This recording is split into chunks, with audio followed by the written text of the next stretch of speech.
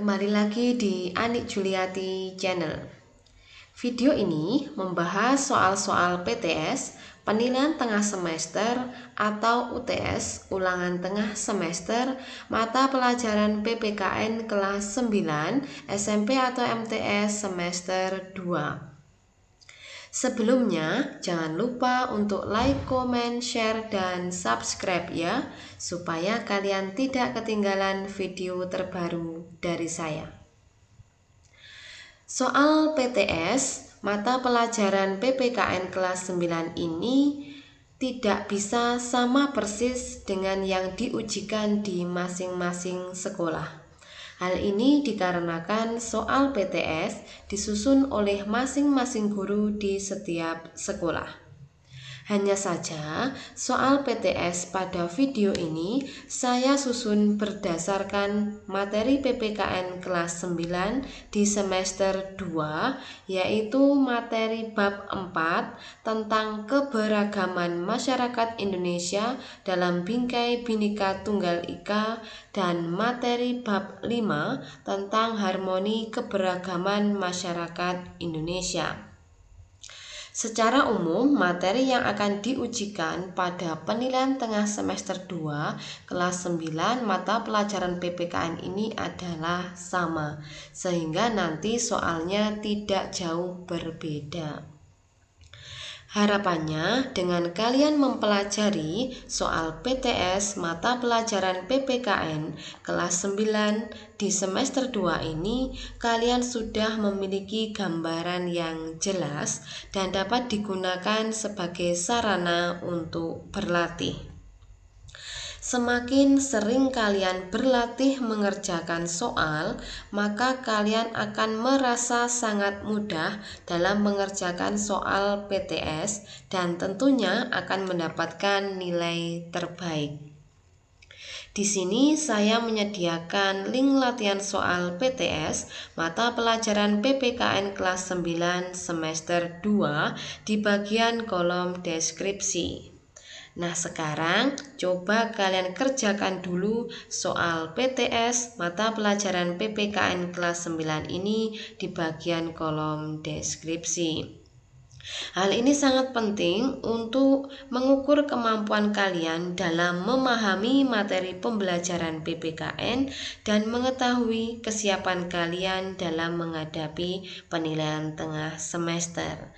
Nanti setelah kalian mengerjakan, maka nilai akan muncul secara otomatis. Jika sudah selesai mengerjakan, kalian bisa menyimak video pembahasan soal penilaian tengah semester mata pelajaran PPKN kelas 9 semester 2 ini.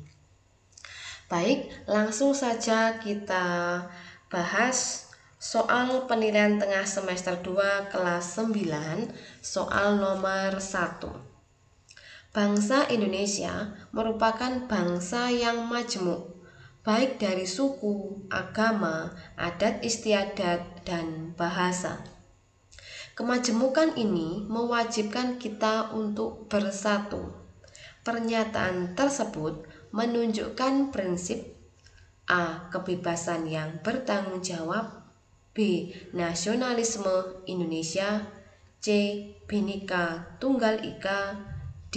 Wawasan Nusantara. Jadi di dalam masyarakat yang majemuk ini ada beberapa prinsip. Kita harus bisa membedakan prinsip-prinsip di setiap bagian. Yang bagian A, prinsip kebebasan yang bertanggung jawab. Nah, ini biasanya mengenai materi hak dan kewajiban atau kebebasan yang dapat dipertanggungjawabkan baik kepada Tuhan, kepada sesama manusia, ataupun kepada bangsa dan negara. Sedangkan yang B, prinsip nasionalisme Indonesia itu tentang kesetiaan tertinggi kepada negara dengan mengembangkan sikap kebersamaan, demokrasi, serta persatuan dan kesatuan. B. Prinsip nasionalisme Indonesia, yaitu tentang kesetiaan tertinggi kepada negara, tentang sikap cinta tanah air yang diberikan dengan pengorbanan. Sedangkan yang C, Bhinneka Tunggal Ika, yaitu prinsip tentang bangsa Indonesia bahwa terdiri dari bermacam-macam suku, ras, agama, adat istiadat yang berbeda-beda. Sedangkan prinsip wawasan Nusantara adalah cara pandang bangsa Indonesia terhadap diri dan lingkungannya untuk mencapai tujuan dan cita-cita negara. Dari keempat prinsip yang sudah saya jabarkan tadi, kita bisa membedakan dari masing-masing prinsip A, B, C maupun D. Sedangkan di soal nomor 1 itu menyatakan tentang bangsa yang majemuk dari suku, agama, adat istiadat, sehingga jawaban yang paling tepat adalah prinsip Bhinneka Tunggal Ika. Bagaimana anak-anak bisa dipahami ya? Soal nomor 2. Kita sebagai warga negara Indonesia harus mencintai kebudayaan dan suku bangsa Indonesia, tetapi kita tidak boleh menganggap rendah budaya bangsa lain. Pernyataan tersebut menunjukkan prinsip A. Kebebasan yang bertanggung jawab, B. Nasionalisme Indonesia, C. Bhinneka Tunggal Ika, D. Wawasan Nusantara. Ya, ini di soal sudah ada kata kuncinya, yaitu mencintai kebudayaan. Sehingga prinsip yang paling tepat adalah prinsip nasionalisme. Nasionalisme itu kan tentang rasa cinta kepada negara dan bangsanya. Kalau yang A, kebebasan yang bertanggung jawab, itu mengatur tentang hak dan kewajiban. Sedangkan Bhinneka Tunggal Ika bahwa bangsa Indonesia itu bangsa yang majemuk, terdiri dari suku, agama, adat istiadat yang berbeda. Kalau wawasan Nusantara, cara pandang bangsa Indonesia untuk menggapai tujuan dan cita-cita negara. Sehingga jawaban yang paling tepat adalah B. Nasionalisme Indonesia. Soal nomor 3. Keberanian berpikir, berkata, dan bertindak sesuai realita merupakan prinsip wawasan Nusantara, yaitu asas A. Keadilan, B. Kejujuran, C. Kerjasama, D. Keberagaman. Ingat kata kuncinya, keberanian berpikir, berkata, dan bertindak, berarti merupakan asas kejujuran. Sehingga jawaban yang paling tepat adalah B. Soal nomor 4. Perhatikan prinsip-prinsip berikut ini. 1. Prinsip kebersamaan. 2. Prinsip persatuan dan kesatuan. 3. Prinsip demokrasi. 4. Prinsip kebebasan yang bertanggung jawab. Prinsip-prinsip nasionalisme ditunjukkan oleh angka A 1, 2, 3, B 1, 2, 4, C 1, 3, 4, D 2, 3, 4. Yang ditanyakan adalah prinsip nasionalisme. Kita ketahui bahwa prinsip nasionalisme itu tentang kesetiaan tertinggi kepada negara dengan mengembangkan kebersamaan, demokrasi, dan persatuan serta kesatuan.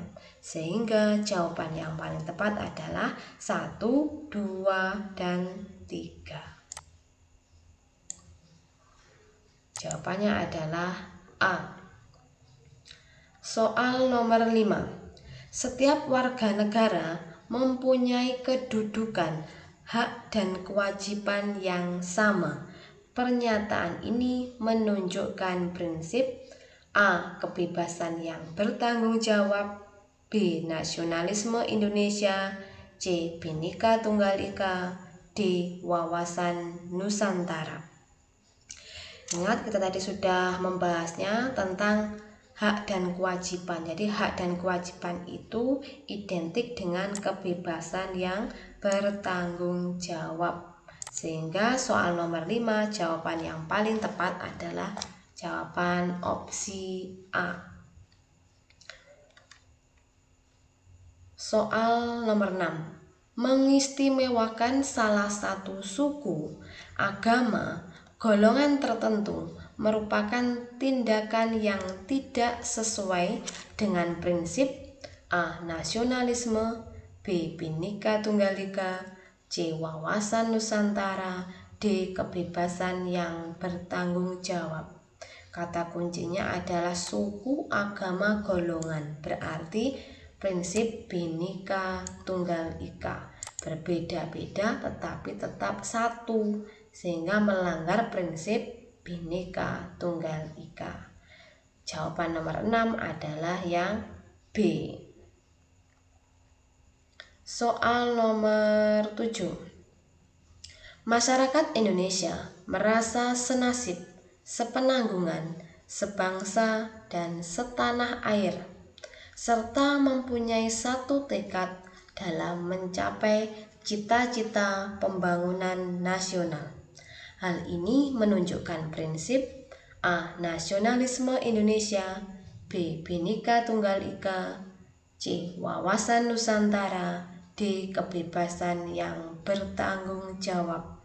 Ingat kata kuncinya mencapai cita-cita pembangunan nasional, berarti merupakan prinsip wawasan Nusantara. Cara pandang bangsa Indonesia terhadap diri dan lingkungannya untuk mencapai tujuan dan cita-cita nasional adalah prinsip wawasan Nusantara. Sehingga nomor 7 jawaban yang paling tepat adalah opsi C. Soal nomor 8. Upaya untuk mewujudkan persatuan dalam keberagaman masyarakat Indonesia harus berpegang pada prinsip A. Bhinneka Tunggal Ika dan kekhususan setiap daerah, B. Bhinneka Tunggal Ika dan wawasan Nusantara, C. Wawasan Nusantara dan kebebasan yang bebas, D. Nasionalisme dan primordialisme yang kuat. Jadi untuk mewujudkan persatuan dan kesatuan dalam sebuah keberagaman itu diperlukan beberapa prinsip yang sudah saya jelaskan tadi tentang prinsip nasionalisme Indonesia, Bhinneka Tunggal Ika, wawasan Nusantara, dan kebebasan yang bertanggung jawab. Kita analisis opsi A. Bhinneka Tunggal Ika ini termasuk prinsip persatuan. Kekhususan setiap daerah ini tidak termasuk prinsip persatuan dan kesatuan. Jadi opsi A bukan. Opsi B, Bhinneka Tunggal Ika, ya benar ini. Kemudian ada wawasan Nusantara, sehingga opsi B kemungkinan merupakan jawaban yang benar. Tapi kita cek dulu opsi yang C. Wawasan Nusantara ini benar, prinsip persatuan. Kebebasan yang bebas ini bukan, seharusnya kebebasan yang bertanggung jawab. Nah, kata ini yang belum tepat, berarti C bukan jawaban yang tepat. Opsi D, nasionalisme, benar, ini prinsip persatuan. Primordialisme yang kuat. Apa sebenarnya arti dari primordialisme? Primordial adalah perasaan kesukuan yang sangat berlebihan, sehingga dia menganggap sukunya lah yang paling baik dan menganggap rendah suku bangsa yang lainnya. Sehingga opsi D bukan jawaban yang tepat. Sehingga nomor 8 opsi yang tepat adalah opsi B. Bagaimana anak-anak bisa dipahami ya penjelasan saya? Kita lanjutkan di soal nomor 9. Pernyataan di bawah ini yang benar tentang sistem kekerabatan patrilineal adalah A. Menarik garis keturunan dari ayah, B. Menarik garis keturunan dari ibu, C. Menarik garis keturunan dari ayah dan ibu. D. Kedudukan laki-laki lebih tinggi daripada perempuan. Kita ketahui bersama bahwa sistem kekerabatan patrilineal adalah sistem kekerabatan dari garis keturunan ayah. Nah, ini biasanya terjadi di daerah Batak dan Palembang. Kemudian sistem kekerabatan dari ibu disebut juga dengan matrilineal. Nah, ini biasanya di daerah Minangkabau, Sumatera Barat. Kemudian parental, yaitu kedudukan yang sama antara laki-laki dan perempuan atau menarik garis keturunan dari ayah dan ibu. Ini biasanya diterapkan oleh orang-orang Jawa pada umumnya. Sehingga kalau kita amati soal nomor 9 tentang sistem kekerabatan patrilineal adalah menarik garis keturunan dari ayah. Sehingga jawaban yang paling tepat soal nomor 9 adalah opsi A. Soal nomor 10, sistem kekerabatan matrilineal, berarti ini menarik garis keturunan dari ibu, biasanya dianut oleh masyarakat di daerah A. Jawa, B. Batak, C. Palembang, D. Minangkabau. Jadi kalau Jawa itu adalah parental antara keduanya, antara ayah dan ibu. Kalau Batak dan Palembang itu menggunakan sistem kekerabatan patrilineal, sedangkan Minangkabau adalah matrilineal. Sehingga nomor 10 jawaban yang paling tepat adalah opsi Do. Jadi di daerah Minangkabau itu kedudukan perempuan lebih tinggi daripada ayah, sehingga di sana menarik garis keturunan dari ibu. Baik, kita lanjutkan pada soal nomor 11, yaitu konflik yang terjadi dalam masyarakat dapat berdampak negatif dan positif. Berikut ini merupakan dampak positif dari konflik adalah A. Rasa persaudaraan akan pudar. B. Seseorang akan menjadi rugi. C. Menguatkan solidaritas kelompok. D. Menguatkan rasa kebencian. Apa sih sebenarnya konflik itu? Jadi konflik itu adalah sebuah masalah yang muncul dalam keberagaman pada masyarakat. Nah, konflik ini, permasalahan ini bisa menimbulkan dampak negatif maupun positif. Kalau opsi A, rasa persaudaraan akan pudar, berarti dampak negatif. Padahal yang ditanyakan adalah dampak positif, berarti opsi A bukan. Seseorang akan menjadi rugi, berarti dampak negatif.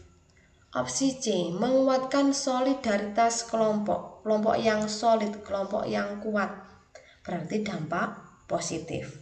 Bisa jadi opsi C ini adalah yang benar, tapi kita cek dulu opsi D, siapa tahu lebih tepat lagi.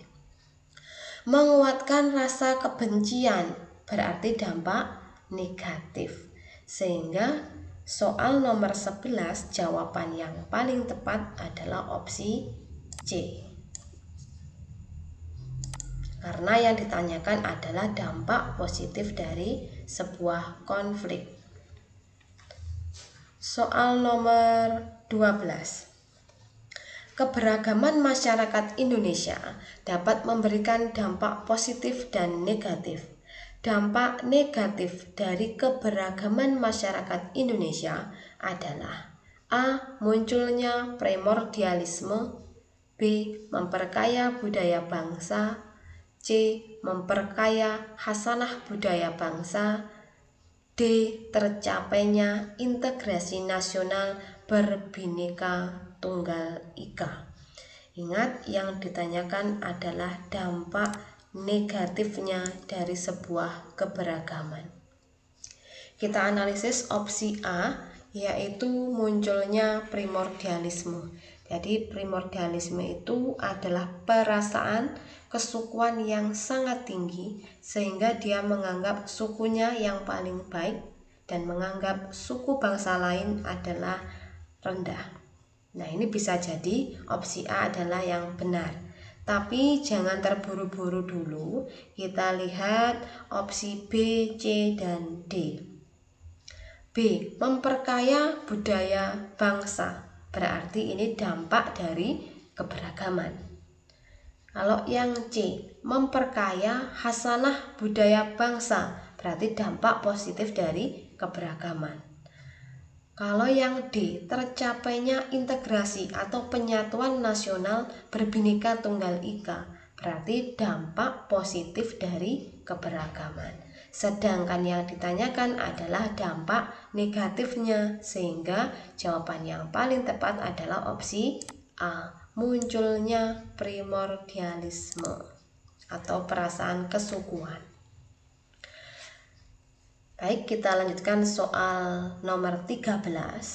Bentrokan menolak kebijakan atau menuntut sesuatu kepada pemerintah merupakan contoh konflik A. Antar suku, B. Antar ras, C. Ideologi, D. Politik. Yang ditanyakan tentang kebijakan berarti identik dengan politik. Mengapa? Karena di dalam politik itu ada usaha untuk mewujudkan tujuan atau kebaikan bersama. Nah, dalam mewujudkan tujuan bersama itu kadang ada penolakan. Kalau opsi A, konflik antar suku, biasanya antara suku A dengan suku B, misalnya seperti itu.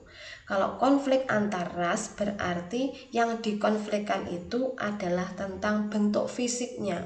Misalnya ada orang yang berkulit putih dengan berkulit hitam. Kalau ideologi itu tentang gagasan, misalnya tentang pengubahan ideologi Pancasila. Nah, karena yang ditanyakan adalah tentang kebijakan, berarti tentang konflik politik. Sehingga soal nomor 13 jawaban yang paling tepat adalah opsi D. Soal nomor 14. Cara menyelesaikan konflik atau masalah dalam masyarakat dapat dilakukan dengan mengembangkan sikap A. Sikap menonjolkan suku bangsa sendiri. B. Berperilaku yang lebih mementingkan kepentingan individu. C. Sikap saling menghargai dan menghormati keberagaman. D. Pemikiran yang tidak mau menghargai karya seni budaya bangsa. Yang ditanyakan adalah cara menyelesaikan konflik dilakukan dengan mengembangkan. Kalau A, sikap menonjolkan, berarti tidak menyelesaikan konflik. Perilaku yang lebih mementingkan kepentingan individu, ini juga tidak menyelesaikan konflik. Ketika opsi C, saling menghargai dan menghormati keberagaman, nah ini bisa jadi dapat mereda sebuah konflik. Kalau opsi D, pemikiran yang tidak mau menghargai karya seni, ini dapat menimbulkan konflik. Sehingga jawaban yang paling tepat pada soal nomor 14 adalah opsi C. Kita lanjutkan pada soal nomor 15. Berikut ini penyelesaian konflik yang dapat diselesaikan melalui musyawarah kekeluargaan adalah A. Menentukan pembubaran partai politik yang bermasalah. B. Perselisihan hasil penghitungan suara pemilihan umum. C. Perselisihan menentukan tempat kunjungan wisata. D. Konflik antara korban dan tersangka kasus pencurian. Jadi konflik itu bisa diselesaikan dengan cara kekeluargaan atau musyawarah mufakat, atau bisa juga menggunakan jalur hukum. Jadi seperti opsi A, ketika menentukan pembubaran partai politik yang bermasalah itu adalah wewenang dari Mahkamah Konstitusi. Jadi tidak bisa diselesaikan dengan musyawarah kekeluargaan. Kemudian opsi B, perselisihan hasil penghitungan suara pemilihan umum. Ini juga menjadi wewenangnya Mahkamah Konstitusi jika ada perselisihan hasil pemilu. Ya, nah ini tidak bisa diselesaikan dengan cara musyawarah kekeluargaan secara spontan saja. Ini perlu adanya jalur hukum.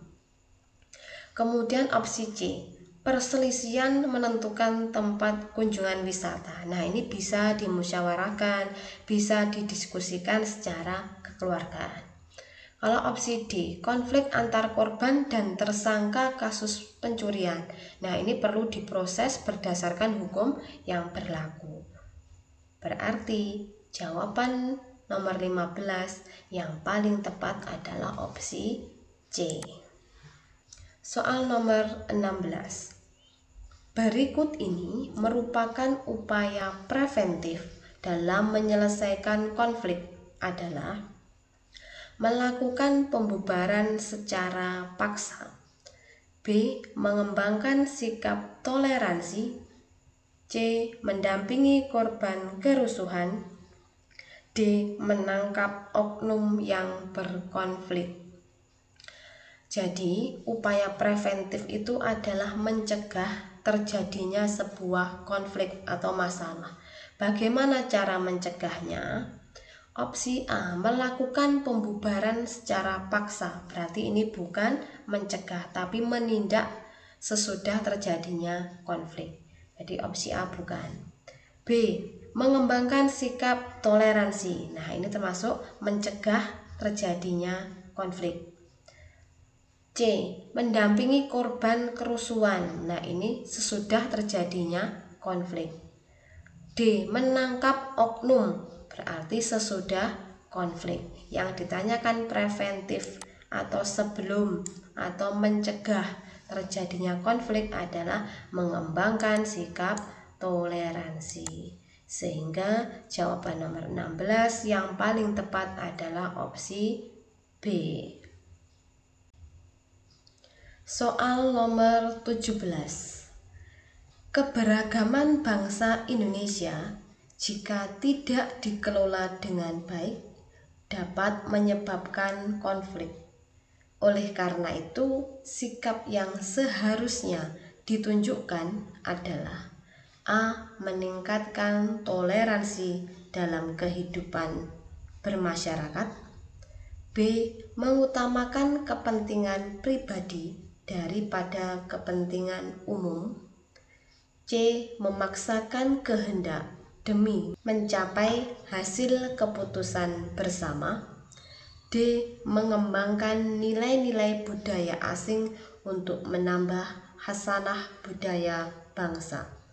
Yang ditanyakan adalah tentang keberagaman itu jika tidak dikelola dengan baik dapat menimbulkan permasalahan.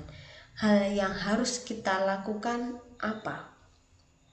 Opsi A, meningkatkan toleransi, tenggang rasa. Ini bisa mereda terjadinya konflik. Opsi B, mengutamakan kepentingan pribadi daripada kepentingan umum. Nah, ini dapat menimbulkan konflik. C, memaksakan kehendak demi mencapai hasil keputusan. Ini juga dapat menimbulkan konflik. Opsi D, mengembangkan nilai-nilai budaya asing. Nah, ini bisa jadi menimbulkan konflik karena budaya asing tidak semuanya bisa diterima oleh budaya bangsa Indonesia. Sehingga jawaban yang paling tepat adalah opsi A. Untuk meredanya perlu meningkatkan toleransi dalam kehidupan bermasyarakat. Bagaimana anak-anak? Masih semangat ya? Baik, kita lanjutkan soal nomor 18. Setiap 1 bulan sekali, Desa Sukamakmur mengadakan musyawarah di Balai Desa. Kepala Desa Sukamakmur mengusulkan agar diadakan kegiatan gotong royong mendirikan pos kamling. Warga masyarakat setuju dengan usulan kepala desa. Sikap yang sebaiknya Anda lakukan sebagai warga desa Sukamakmur adalah: A. Mempertimbangkan untung rugi jika melaksanakan hasil keputusan musyawarah. B. Melaksanakan hasil keputusan musyawarah dengan penuh tanggung jawab. C. Menerima hasil keputusan musyawarah dengan syarat tertentu. D. Mempermasalahkan hasil keputusan musyawarah. Jadi kita cari dulu kata kuncinya, yaitu warga masyarakat sudah setuju dengan usulan kepala desa. Sehingga sebagai warga negara yang baik, ketika hasil rapat sudah disetujui, maka kita harus melaksanakan hasil keputusan musyawarah dengan penuh tanggung jawab. Sehingga opsi yang paling tepat pada soal nomor 18 adalah opsi B. Soal nomor 19. Beberapa organisasi dibentuk berdasarkan daerah asal. Misalnya, orang Jawa yang merantau di Kalimantan membentuk kelompok asal daerahnya suku Jawa. Orang Madura yang merantau di Kalimantan membentuk kelompok asal daerahnya suku Madura. Demikian juga yang lainnya. Dibentuknya organisasi daerah ini dapat menimbulkan dampak positif dan negatif. Berikut ini merupakan dampak negatif dari munculnya organisasi daerah, yaitu dapat menimbulkan A. Materialisme, B. Primordialisme, C. Fungsionalisme, D. Profesionalisme. Jadi sebelum menjawab kita harus tahu dulu apa arti dari materialisme, yaitu paham yang mengatakan bahwa sesuatu yang benar itu adalah sesuatu yang tampak. Jadi mereka tidak mempercayai adanya Tuhan. Kalau B, primordialisme adalah kesukuan, perasaan kesukuan yang sangat berlebihan sehingga dia menganggap sukunya lah yang paling baik. Kalau fungsionalisme adalah unsur-unsur dalam masyarakat yang saling bergantung menjadi kesatuan fungsi. Sedangkan arti dari profesionalisme adalah mutu atau kualitas seseorang yang profesional. Sehingga ketika kita sudah mengetahui arti dari setiap opsi, kita dapat menyimpulkan bahwa dampak negatif dari munculnya organisasi daerah adalah primordialisme. Jadi kesetiaan atau menganggap sukunya lah yang paling baik. Sehingga jawaban nomor 19 adalah opsi B. Soal nomor 20. Keberagaman suku bangsa yang ada di Indonesia dapat menjadi faktor penghambat persatuan dan kesatuan apabila A. Pemerintah memberikan kebebasan kepada semua suku bangsa untuk bersatu. B. Masyarakat Indonesia membatasi diri bergaul dengan sesama suku bangsa. C. Setiap orang mengesampingkan perbedaan diri berdasarkan suku bangsa. D. Setiap suku bangsa mau berinteraksi dengan suku bangsa lainnya. Yang ditanyakan adalah faktor penghambat persatuan dan kesatuan adalah, kalau opsi A memberikan kebebasan berarti penguat persatuan dan kesatuan. Opsi B membatasi diri berarti penghambat persatuan dan kesatuan.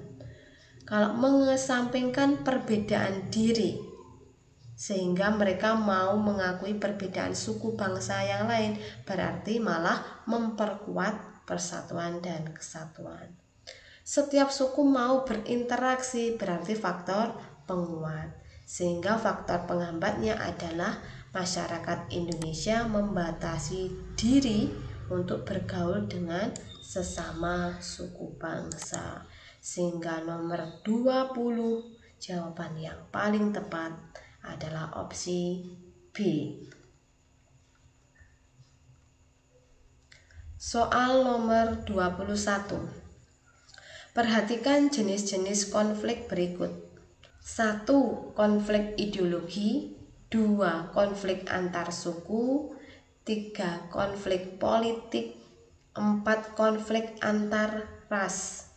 Yang ditanyakan, konflik dalam masyarakat berdasarkan tingkatannya ditunjukkan oleh angka A12, B13, C23, D34. Jadi konflik itu terbagi dalam beberapa tingkatan. Jadi ketika kita menyebutkan konflik atau masalah berdasarkan tingkatannya, itu ada dua, ideologi dan politik. Sedangkan berdasarkan jenisnya ada konflik suku, konflik antar agama, konflik antar ras, konflik antar golongan.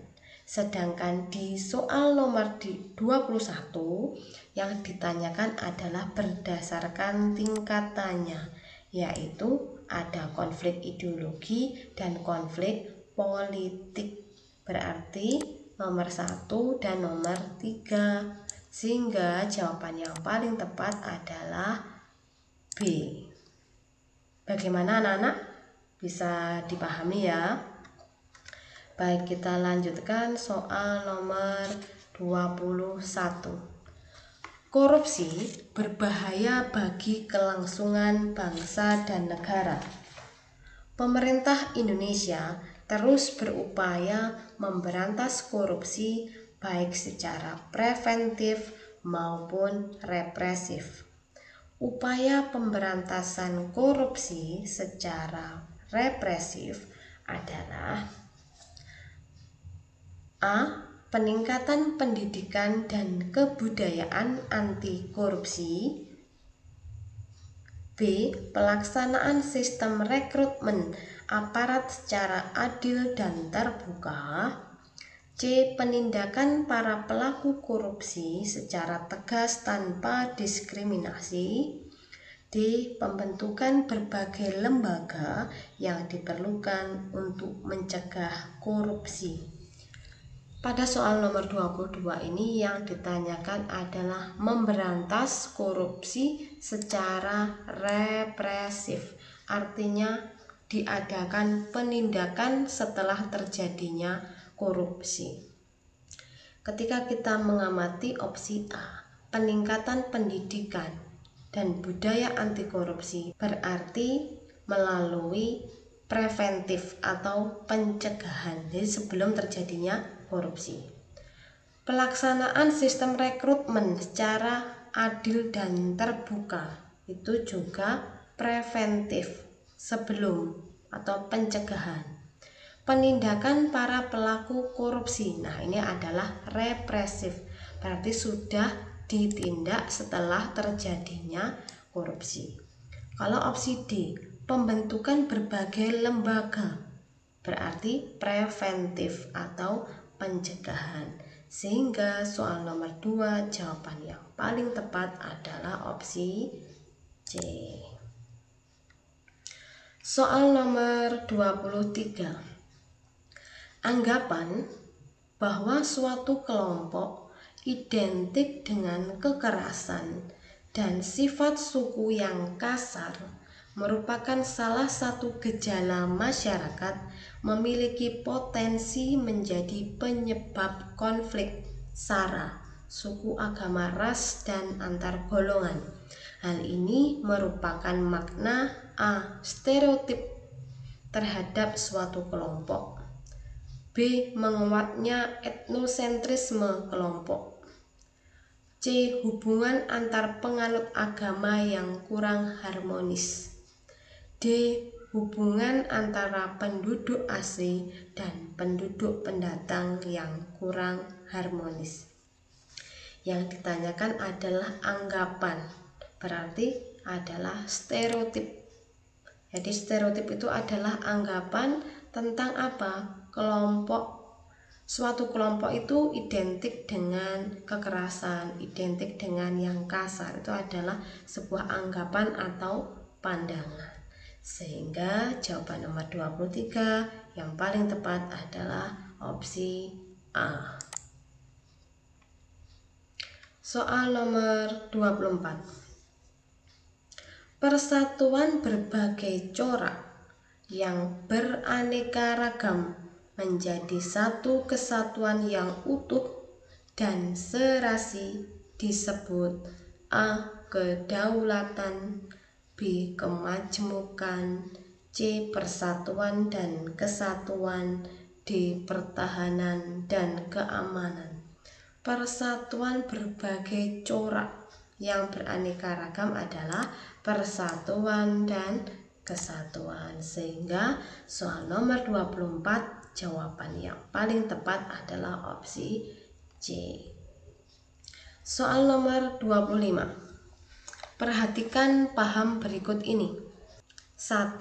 Individualisme, 2. Pragmatisme, 3. Nasionalisme, 4. Materialisme, 5. Patriotisme.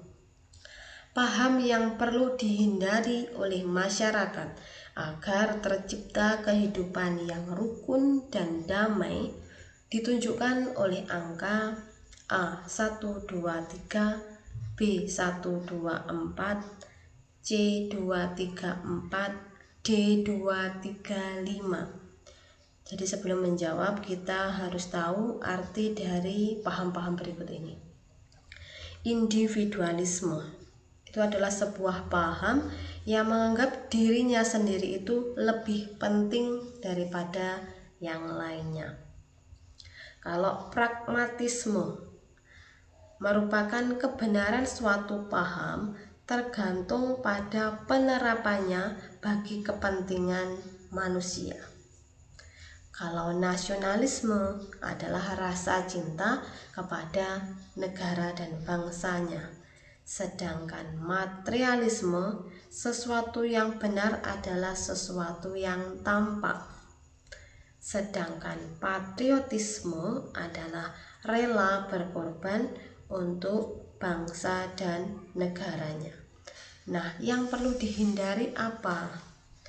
Kalau individualisme, ya benar, ini harus dihindari karena menganggap dirinya yang paling penting. Ini individualis. Kemudian pragmatis, ini juga perlu dihindari karena dapat mengganggu kepentingan antar sesama manusia. Kemudian materialisme, ini juga perlu dihindari karena dia menganggap sesuatu yang benar adalah sesuatu yang tampak, sehingga mereka tidak mempercayai adanya Tuhan. Sehingga jawaban yang paling tepat adalah 1, 2, 4, yaitu opsi B. Opsi B ini harus dihindari supaya dapat menimbulkan kehidupan yang rukun dan damai. Bagaimana anak-anakku semua? Apakah ada yang ditanyakan? Bagaimana? Masih semangat ya? Baik, untuk pembahasan soal PTS nomor 26 sampai dengan nomor 50 akan saya lanjutkan pada video berikutnya. Sehingga jangan lupa untuk disimak, tetap semangat belajar dan jaga kesehatan ya.